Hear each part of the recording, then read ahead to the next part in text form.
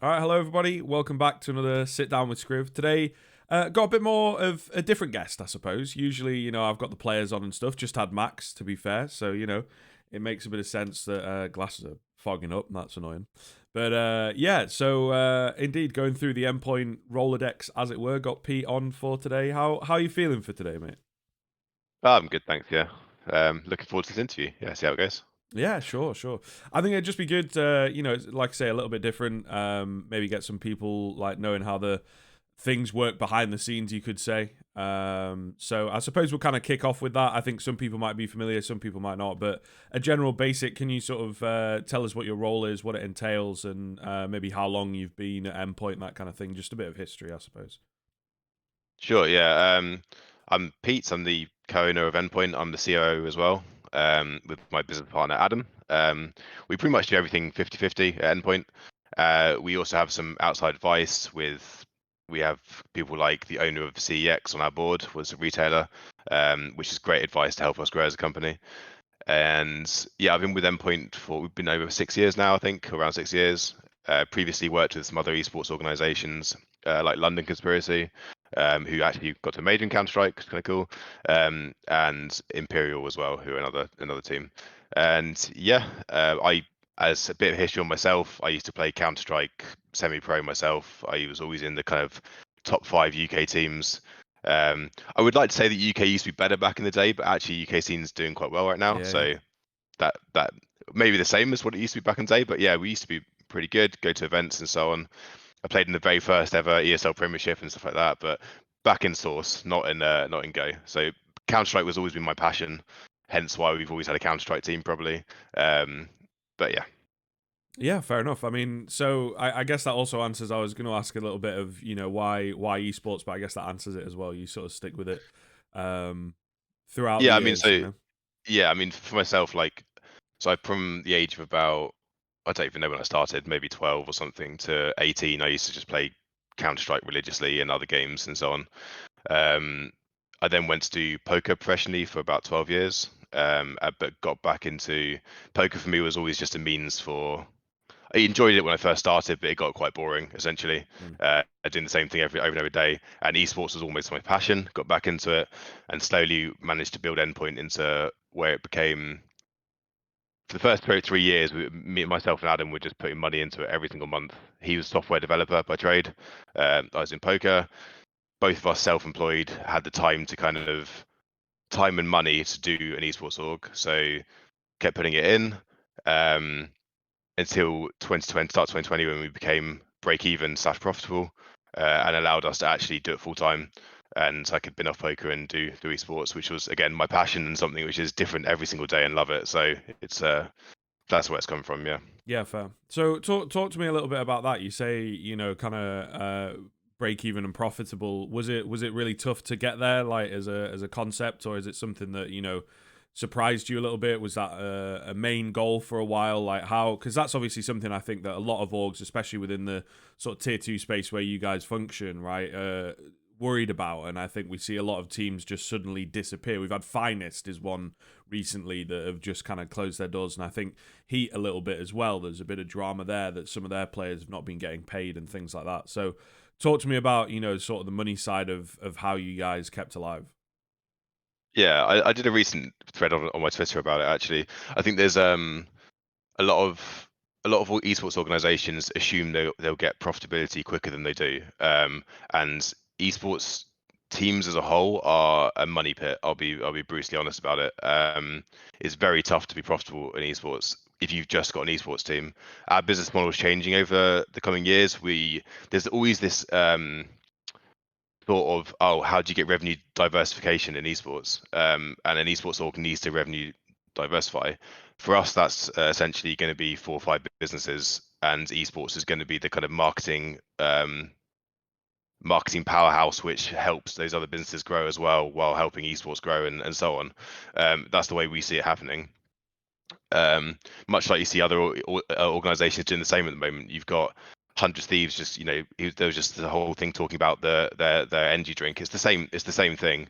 They see that being as the high profit ticket item, which they can push through esports being the marketing angle. For us, it's going to be development projects and boot camp room hires and stuff like this. But yeah, so the problem, I think, Endpoint's always had a philosophy that we budget properly. Whatever we agree in a contract, we know we can pay. We've never paid a player late in our whole history of 6, 7 years ever, and I can guarantee I say that when I say that. You can ask any previous players. We always pay on time. We always fulfill contracts, and a lot of and I hate to say, but a lot of esports orgs don't do that. I know many in the tier 2, tier 1 scene that are not good at that, and for us, yeah, in terms of getting to profitability, the first 3 years were tough. I'd say like very tough, and we on multiple occasions nearly got deals across the line. And I'm sure this is the same for all these orgs that have kind of gone. You feel like you're about to get a deal across the line, and it's just ripped away from you. And it was probably 4 or 5 times we had the same where we thought we were going to get a deal across the line, gets ripped away, and we finally managed to sign one at the start of 2020 with CEX, which realistically allowed us to do it full time.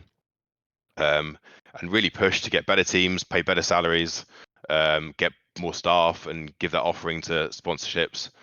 And yeah, that's kind of where it's come from. But Yeah, it's tough out there. It's definitely tough out there. I just a couple names off the top of my head that I ran through that I think even they're good teams as well in terms of the way they played Counter-Strike and everything. They were good teams, but they just couldn't really hold it together. And then it's all these players that unfortunately just get left out in limbo and try and look for new teams, and you break apart something good. I think the issue is the Counter-Strike economy is so screwed up.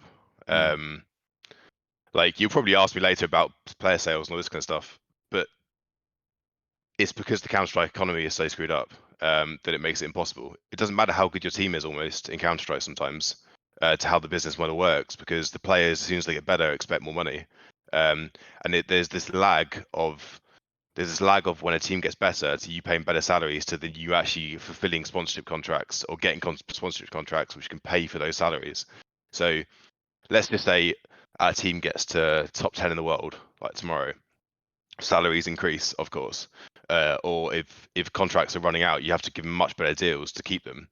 But it could take us 6 months to a year to to get sponsorship contracts, which could pay for those salaries. And how can you pay in those 6 to 12 months? And that's what all the UK sports orgs got problems with. I can imagine look at the likes of I don't know if this is true, but you see all these UK esports orgs doing better and better at Counter-Strike, which is great and it's really good for the UK scene. But come contract negotiations, those players are going to want better salaries, and I can almost guarantee you they're not going to be able to afford them. And that is a huge issue, because then Viperio, Coalesce, all these teams, can they actually afford their players in 6 months' time? I don't know. And then you have the other issue of what Endpoint has. So Endpoint, we do better and better. We get a good team, grow a team. A couple of our players become stars, but the players don't want to sign a contract which says you've got no buyout, it's up to whatever, which is more than fair. Endpoint do fair contracts, and we have set buyouts in there, but they almost set themselves up for the team to fail, because with doing that, we can't say no if an org comes in and says, here's the money. If the player wants to leave, they want to leave. We're not an ESL franchise team. We're not a Blast franchise team. So what can you do? The player thinks, I've got security, I can go to these big events. Obviously, there's a bigger pay package there as well at tier 1. So what can you do as an organization, unless you tie your players down into contracts which say they can't leave, which we would never do. Right. And that's the problem with the CSGO economy at the moment, and why we can't necessarily hold on to players, and players go, oh, why did you sell him? Why you can't? It's like, you can't not. Like, it doesn't matter if we want the money or not. It doesn't matter if that's part of the business model or not. There's nothing you can do. So yeah, it certainly, I don't know if there's a way to kind of fix around it as well, right? It definitely seems like that's just the way the system is set up. There's not as much kind of ruling from a board above, you know what I mean? Like maybe a riot or whatever. There's no one to step in and say whether it's a fair trade, whether it, should kind of happen, whether the money's right and all that kind of stuff. There's not like a blanket rule set, let's say. So you kind of have to, go it out alone. And that's obviously something that Endpoint have really... I think we will stick with that for a little while and maybe talk, projects and vision a bit later. But while we're on the CS side of things, That is something that Endpoint, obviously, over the past kind of year and a half or so, Flames, Mezzy, now Nerds, this kind of thing have had a little bit of a revolving door. I mean, it must be great from a little bit of a business standpoint, but from the team standpoint, there are quite a few times where you guys have gone 2 steps forward and maybe 1 step back, right? And not quite. I suppose the Na'Vi win is big money. We love that, but there's certainly these types of deals that go on that I think can hinder the team for sure and the development of Yeah, agree. Yeah. the team itself, right? Not necessarily the organization, but definitely the team itself. Is that something, I'm kind of curious? Is that something that you have a big hand in? I know now you've got Regin, who's sort of GM coaching. You obviously had Ross before, GM and Alan coaching and whatnot. Is that something that you guys have to get involved in, or do you just sort of give them the contract and then it's down to the players and the coach and whatnot to make those decisions, or is it something that Pete and Adam get involved in? I think myself and Adam have always been believers that if you hire the right people around you who know more than you at a certain subject, you have to trust them in their subjects. So it's the same with anything. It's much like if we were to hire you, Skriv, as a caster, you know more and you're better at casting than us. Mm, So why would I not? Why would I do it myself when I can hire you to do something better than us, and then you get better product? It's much the same for Counter Strike. Yes, I know Counter Strike. I used to play it a lot, and I'm still technically like level 10 on Face It and all this kind of stuff. But I'm nowhere near the level of what Max's knowledge is, or Regin's knowledge is, or Ross that used to work with us in scouting knowledge is. So what the general way it works is we get the team to get a list together of players that they're interested in. A lot of it's from analytical side of things, kind of Moneyball kind of style in some ways, but and then from myself and Adam's side of things, it's more down to obviously if the contract works, that's great. We'll discuss the players. I'm quite good at generally from a mental side of things. I think in terms of figuring out if a player's got the right attitude and right sure. is toxic. I'm not interested in toxic players. Not interested in players I don't think are strong enough mentally and all this kind of side of things. And I think that's more the side that we focus on, whether they work for that and if they work for the brand that has Endpoint as well. From a logistical side of things. When it comes down to if they can shoot heads and they're skilled and on the server and a good teammate, that's often more down to the coach and the players. But yeah. Yeah, fair enough. I mean, it's kind of again, something that I think that your organization will be used to a fair bit. How does that kind of make you, vision wise? Is that what you want for the team at the moment? Because like I say, it's difficult. The team and the business, I guess, are two separate things. Maybe indeed sort of talk about them both with this question, because I think that having players move on, maybe we can get a little bit of info in terms of how that looks for you. Is it profitable when you do that? Is it something that brings in good money, like researching this talent? It's a bit of a reward in a way that you guys as a unit are able to bring in not necessarily nameless talent, but usually it's someone that's dug up from tier 2 or tier 3, a little bit lower down, and people go, not really heard of this guy before. And then all of a sudden, you've created a bit of a star. Sometimes it works very well. We obviously saw that with, I think, Flames and Nerds would be examples of that. Mezzy was maybe on a lot of people's radars at the time. And sometimes it doesn't work as well, right? Like Boros didn't quite fit, and I think still had, it seems from what I've heard, a bit of development to do, as a young player, right? And still had that to work out. And now is finding a bit of success in Monty. That seems to be more his pace, where it's like a mixed team. There's not necessarily a hierarchy of orders or whatever. But yeah, how does it sort of function? How does it benefit sometimes, and how does it look when you move a player on through sort of the sales system? Yeah, I mean, Endpoint's always reinvested profits as well. So we could have made a higher profit than we have, but at the same time, we always make sure that we reinvest it into the players and the system. And we're building our headquarters at the moment. All of that is funded through stuff like player sales. Salaries have increased over the years, higher and higher and higher for us, which has helped through the fact of player sales. Our first ever professional contracts for Counter Strike, we were paying 500 quid a month or something. I'm not going to say what we're paying now, but it is increased over to a stage where we're one of the better paying teams in tier 2. Sure. So from the fact of where we are in tier 2, the fact that we know we showcase talent great and we pay good salaries, in my eyes, is fine. and yes, that is down to player sales, some of that, for sure. The issue you have with it is at the stage where you are now is, let's say we didn't make player sales, Counter-Strike is just a money pit every month. A lot of sponsors, a lot of our sponsors and so on, I would say, are more interested in Rocket League. They do like Counter-Strike, but Counter-Strike is a difficult one to sell for Yeah. sponsors. It's not even necessarily that. It's also how you activate with players. So we have influencers on our team. Influencers can be much easier to activate than pro players. Pro players often, there's a whole stigma around pro players not doing content. I think that's getting better. But at the same time, they're not really made for content. Their whole what they've done all their life is play Counter Strike to get the best they can at Counter Strike. They're not concentrating like an influencer would be to concentrate on how to do content. And are not necessarily fully media trained. So it can be very difficult to activate with sponsors sometimes. But that's getting better, and I think with the headquarters we have, that's going to be improved massively as well. But yeah, that's it's partly some of the difficulties we have with it. But yeah, the sales do help. I don't know if you know, we did announce it publicly, but we have set up this thing called a legacy membership for us, some of our players. Essentially, we reward people that have been with us for a long time and loyalty and so on.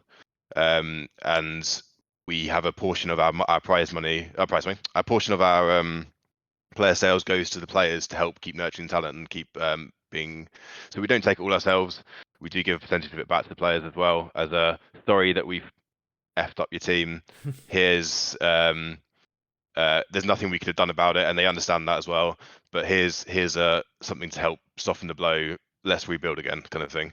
And I don't think that's what anyone else is doing. I think that's just what we're doing. I think we're probably the only team that does that.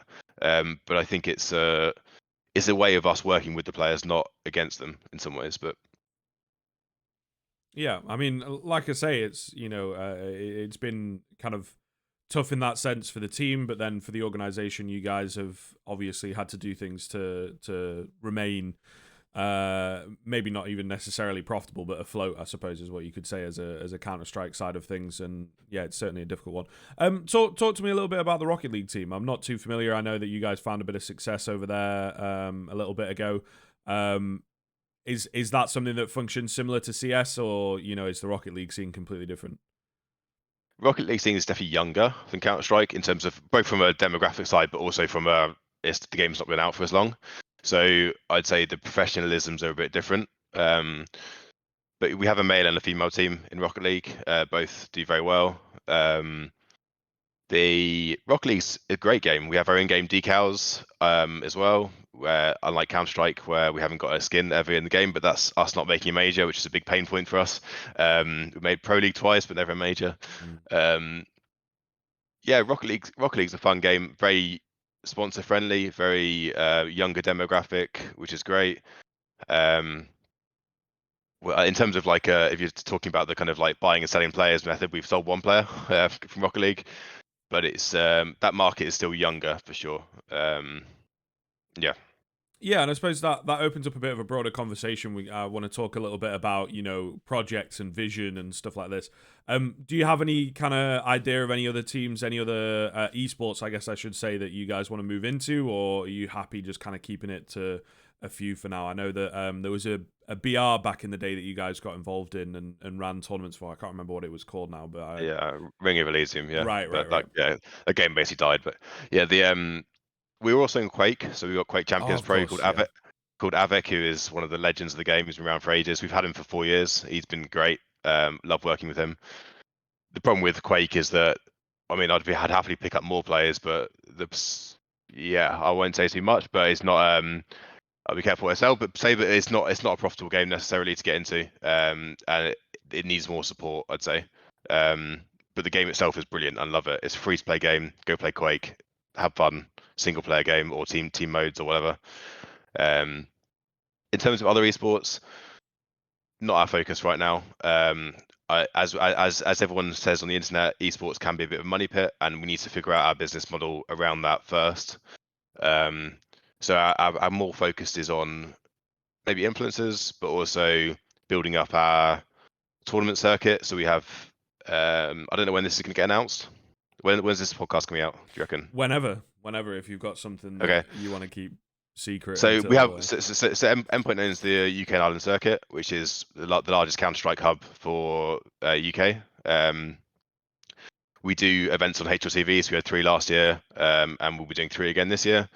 Kind of like grassroots events with 2K prize money. But with our new facilities that we're building, we will have a LAN event at the end of the year, which is going to be, we're going to try and go for kind of beyond the summit style event where it's just chilled out with casters on a couch, players. We've got 4 different bootcamp rooms, so every team can have their own room. And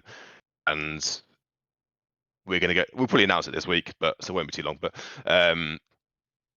essentially, so for Endpoint, it's more focusing on stuff like that, the UKIC, and growing that, and also from event side, but also prac rooms is a new brand that's coming out. It's going to be kind of like hiring out bootcamp facilities, and also our dev projects. We're working on a subscription model product at the moment, which it's not really anything to do with esports. Esports teams will need it, but it's more of a business to business kind of like product.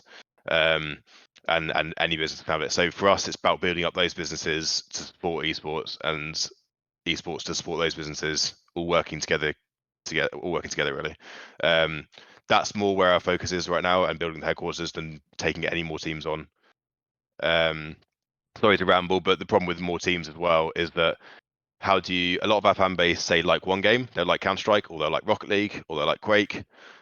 Let's say we brought on a Apex team, you kind of you split your fan base a lot, and that's a huge issue with esports teams, I think, and it's figuring out how that looks is a difficult one.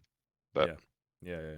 No, there are definitely some, I think, that come in and spread themselves way too thin from the get yeah, go before they have, even like a hardcore fan base or whatever that's maybe a nationality based fan base or something like that, based on yeah, having a French Counter Strike team or something. yeah. So I think definitely the smart move. We've talked about it a little bit, but let's talk about projects and stuff. You've obviously got this HQ. Where does that idea come from? And I guess the big question is, when do you think it's going to be ready? Yeah, we've been trying to plan the headquarters for 3 years. We actually had a lease ready to sign at the end of 2019 for a place in Sheffield, and COVID hit, Mm. and like just before we were about to sign, and we held off a bit, and luckily we did, because we'd been in offices for 2 years or something without being in there, which could have bankrupted us realistically. So we were actually quite lucky that that didn't happen. Um, yeah, the idea of it around of it is having our own offices. We used to have boot camp houses, so we had a boot camp house in London, in Sheffield, in Barnsley. We've had them over the years, different places, but they're very, imagine gamers living in a house while playing, quite student housey, and they get a bit not great. So for us, it's Yeah. very much a separate living with facility where players come to, it's more like an office space in that sense, where they come to work and then they go back to the thing. They separate sleeping and work from each other. But it's another way for us to just grow the business and diversify. We've got a full media studio, so we can do media fulfillment, and a bunch of other things like that. But in terms of when it's ready, all the infrastructure's done from a building perspective. We're getting delivered probably this week about 44 chairs and desks, 44 chairs, 44 desks, and a bunch of PCs and so on. And they all need flat pack building, so that's going to take us forever. We've got internet coming in, which we're having. The dates they're giving us are like 2 to 5 weeks potentially, but that's for the 1 gig lease line. The 10 gig lease line, we haven't got a date yet, so we're hoping to be ready start of April to mid-April, fully 100% done, but we'll see. Yeah, fair enough. No, it's exciting times. I think it'll be cool for the UK scene to have something like that, and you guys are definitely at the spearhead. We do have a few teams finding success or whatever, but ultimately, in terms of organizations, you guys are very much at the front. What about any sort of future visions? Drawing to the close of the interview here as we hit sort of the 25-minute mark. What are there any tidbits you could maybe give us in terms of what you guys are planning, or is the main focus just on the here and now and think about the future later on? Look, I mean, if you're looking at Counter Strike, I know that's mainly your game as well. Sure. I would love to have a top team in Counter Strike. I would love to be able to. If you look at Sprout, they're doing pretty well, or they were, sorry, but they're getting top 10, top 20, top 15 potentially.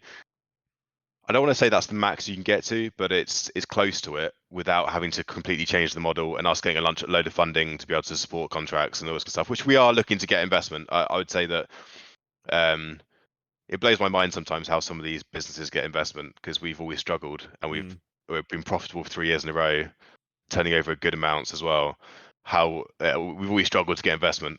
We haven't necessarily needed it though, so it's kind of been a mixture. But we are looking for investment. If we get that, that could change drastically the way we look at things. But at the same time, that wouldn't just mean getting investment. Wouldn't just mean pumping money into salaries because I don't think it's profitable. It would mean also growing our other businesses and supporting the whole thing and being a sustainable business. Because I think a lot of VC companies have been burnt in the past from esports, with people just doing stupid stuff with money, and that's never going to be us. But yeah, it's for us the goals really are making major for Counter Strike. That has to be our goal, and it always has been our goal realistically. And for us, it's more, the goals at the moment are more like long-term business goals in terms of the other businesses and the headquarters and getting it all ready and being more of a professional outlet, and allowing fans to follow that journey really as well. But Yeah. All right, cool. I think that's going to do us, mate. 26 minutes, easy peasy, lovely stuff. And yeah, thank you very much for coming on once again. It's been great to get your insight, Pete. no worries, thanks for having me.